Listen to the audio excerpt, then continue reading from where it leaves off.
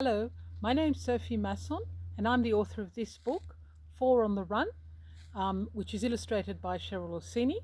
It's a story of the adventures of four friends who just happen to have wheels and who think they're going to be sent to the scrapyard, so they decide to run away to the city and try and find a job.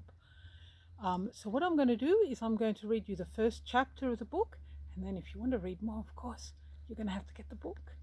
So, Four on the Run, Chapter 1. Bad news. It was night. On Mrs. Brown's farm, everything slept.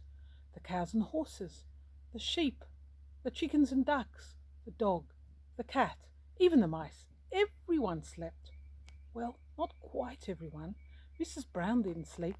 She was at her desk in the shed, writing down numbers in a book.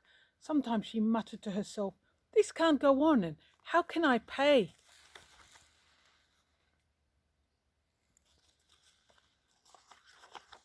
But Mrs. Brown was not the only one not sleeping. Maxie, Lady, Flash and Fergie were wide awake too. They were good friends. They had lived in the shed a long time, not going anywhere. They did not mind that. They knew Mrs. Brown loved them. She had saved them from the scrapyard long ago. Maxie was shaped a bit like a beetle, round and bouncy and faded green. Lady was graceful and long, with fins like a fish and sides of blue and white. Flash was ninja black with 2 wheels, red racing stripes and leather seat. And Fergie was grey and slow and wise. He had stayed the longest in the shed.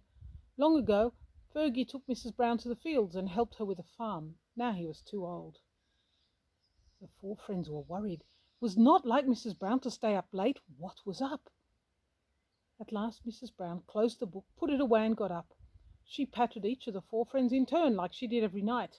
Only this time, instead of saying as usual, "Good night, sleep tight," she murmured, "If only I didn't have to sell, but I have no choice.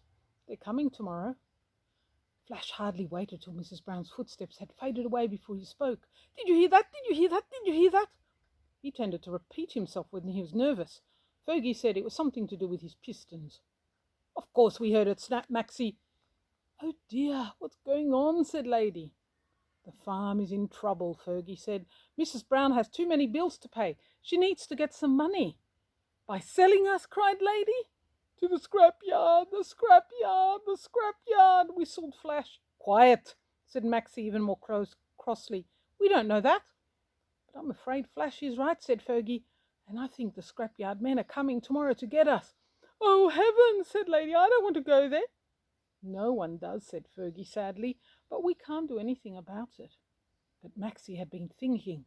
"We can do something." What? What?" said Flash. "We will run away," said Maxie. "Tonight." What happens next? You'll have to read the book to see. Hope you've enjoyed this first chapter of Four on the Run by me and illustrated by Cheryl Orsini. Published by Christmas Press.